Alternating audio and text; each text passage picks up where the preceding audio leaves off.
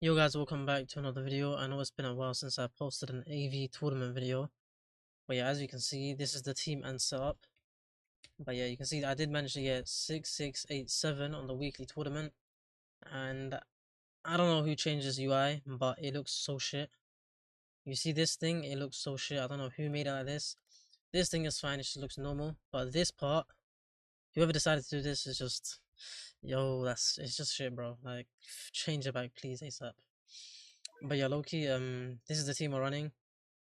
Aizen, Utah, Akari, Uma, what's the name? Makoto? Well, I forgot the name, but yeah, him and Alucard. So let me run you guys through the actual team and stuff. So let's go, just save this team right here. Okay, so for Aizen, I am running a Nullified Chopper with Jack of all on the Enthusiast Walk. Then for our Utah, I am running this Burb right here with his own Memorial with Deadeye. And for Hakari, I am running this Burb right here, his own Memorial with Deadeye. Uma right here, with this Burb right here, and um, I forgot Maharaga's Memorial. If you guys don't know where to get this, you get it from the Rift Shop. And then Apathetic Savior, I'm running him with a Fu Familiar and his own Memorial with Deadeye. And then Alucard, I am running his own Vanguard Familiar, Marksman, and also with Enthusiast Walk with Jack of all. And that's pretty much it for the setup. Let's just get into the run, and I'll explain a few things within the run, but it should be very simple to follow. So let's just get into this. Alright, so yeah, as you can see, first things first, you're going to be placing your full scales right in the middle of the track. Pretty much what we're going to be doing is making sure we have all our units placed down effectively in the right spots, and making sure we have Utah copy the correct attacks. For Utah, you're going to have 2 Passion slots and 3 Unbound slots.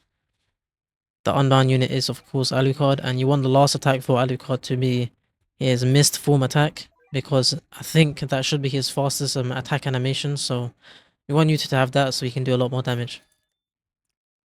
And you can see early game I might be trolling in terms of like, there'll be a few leaks, but we'll deal with them later on. Was it this one or a different one? I did it. No, this one I was kind of locked in, so...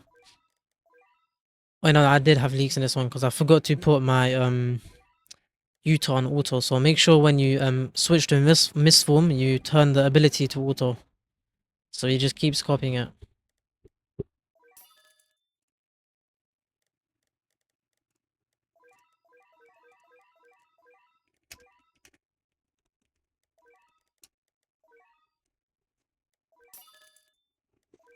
So yeah, you can follow what I'm doing. Pretty much it's just every different attack you copy. So you copy Alucard on placement, then you copy him on his next attack, which is the line AoE attack.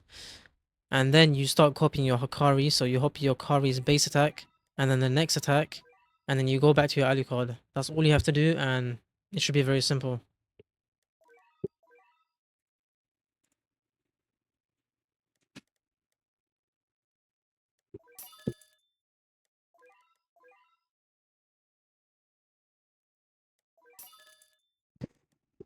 So yeah, now we have Mistform. The one thing I did forget to do was turn on auto for my Utah, which effectively did cost me in terms of like, it wasn't really hard, but you will see leaks to start happening, and it should not happen at all.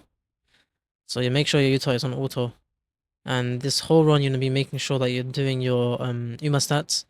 Uma stats should not be very hard at all. It should be very easy to follow and should be easy to do. So make sure you do those. And since you do go to wave 80, you have enough waves to fully max her without even worrying, even if you miss a few waves. But yeah, at this point, once your Utah is attacking, or I think he stopped attacking now, you shouldn't really struggle. You should be able to focus your Uma the whole way through. And yeah, I think you can see they're starting to leak because there's no one attacking them in terms of like the Utah.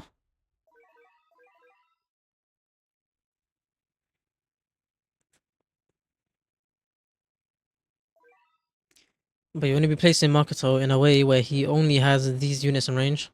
That's why we placed them close together. because you don't want him to attack because it is depleted. If he does attack, he does lose meter, and that's what we just don't want to happen.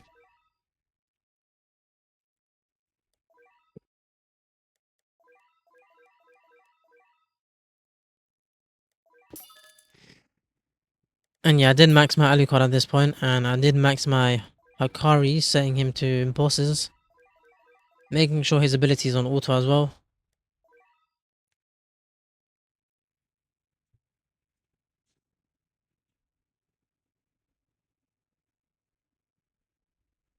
And you're making sure that your Utah is set to bosses as well. I've low-key forgot, as you can see, that he was on no attack.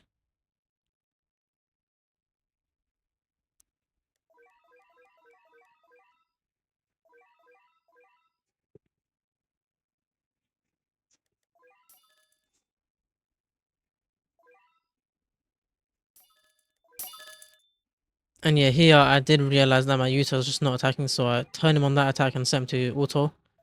And yeah, from there he should just clear all the leaks regardless.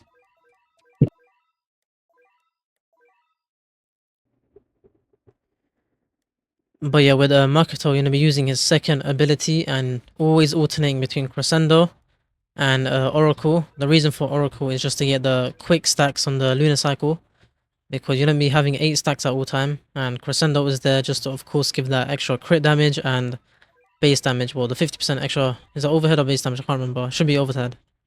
But yeah, extra 50% more damage and 60% crit chance, or crit damage. This is very good, so yeah. And then the extra 8 stacks that you do have from the Lunar Cycle, it gives you 80% more damage as well, so yeah, it's just a lot of damage. And that's why he's such a stupid unit, because on top of that, he does have his stupid ass time stopping thing, where, not really time stop, but like his blocking ability, you know what I'm talking about, if you guys have used him.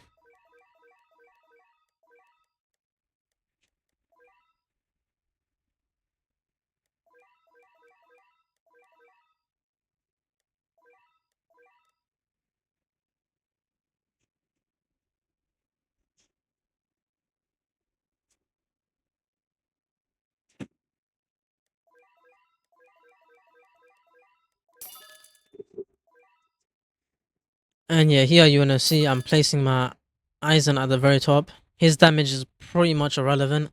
We're utilizing him just to wall off the boss twice, which gives us extra 30 seconds in terms of 30 seconds to damage the enemies and 30 seconds to get extra kills. So he does help a lot. And one thing to know I would like to say is, as you guys do know, Hakari has a RNG ability to rewind the enemies, and that is 20-second rewind. So if you guys pull that off, it will increase your score, and in this run I did pull it off. You guys can easily rig it into being in your favors, because pretty much Hakari rewinds if he hits a jackpot, so you want to make sure that you turn off his auto ability and making sure that he hasn't hit a jackpot for a while, and upon hitting the jackpot he will rewind. But that's if you want to fully like micro it, but you don't have to micromanage it. You could just keep playing until it happens and just rely on the RNG, up to you guys. But yeah, this one I did get the RNG, so yeah, it's just nice to show it how it works. But yeah, here for this boss, you're going to be making sure that you attack it a few times to get the armor stacks off. Once the armor stacks are taken off, you can fully like place your third Alucard at the back of the map. And you don't really have to worry at all. From here until like wave 60, I think things should be fine. The wave 60 boss is the one you have to look out for, because you're going to be making sure that you do stall it as soon as possible, because that boss is the one that does kill you. Well, it doesn't really, I mean, yeah, it's the one that kills you.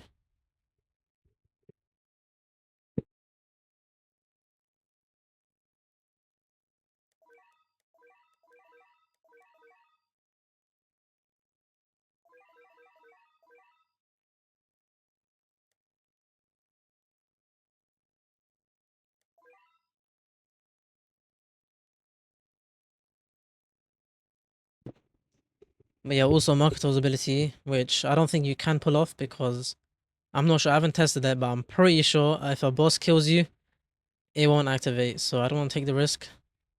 And so if it does activate upon a boss killing you, please let me know, because I have no clue, I haven't tested him fully.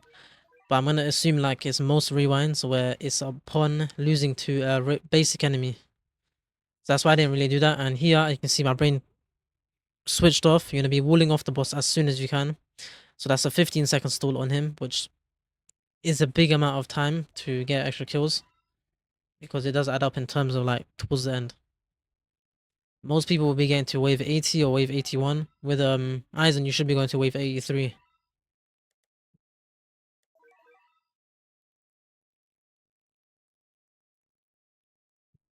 Or maybe even slightly further because I forgot the rewind from Hakari, the RNG one.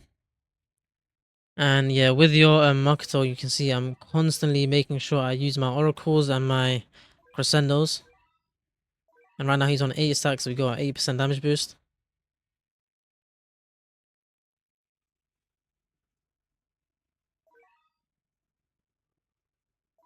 And yeah, the last Alucard goes to the back of the map, as you can see.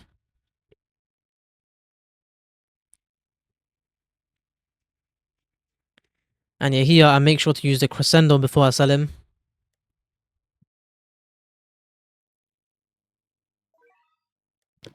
So yeah, I prop the crescendo and then I sell him and then I place him at the back. And I spam as many oracles as I can before he does start hitting the boss. Just to make sure we have as many lunar cycle stacks as possible. And yeah, when he starts hitting the boss, we just have to use his ability. So use his ability when the boss is about to leave range. So there. And then the boss and any enemy entering the range should be stopped for 60 seconds flat, which is so stupid. And yeah, this is why he's such an OP unit. And that's why he's top 1 for utility, top 1 for support, top 1 unit in the game. He's just so broken. And yeah, now I turn my... I forgot to turn my Utah to first targeting, so my Rika was still hitting the boss behind. But yeah, there's not much you can do. I'll just say set your units to weakest, and that's all that you can do from now. And as soon as the boss starts moving again, you want to make sure that you use your Aizen ability again, just to wall him off.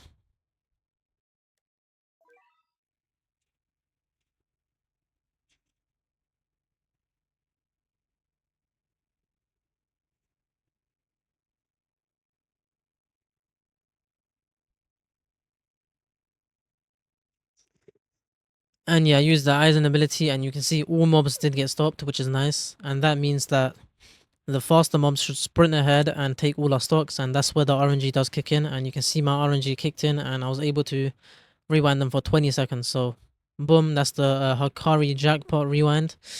And yeah, they got rewinded for 20 seconds.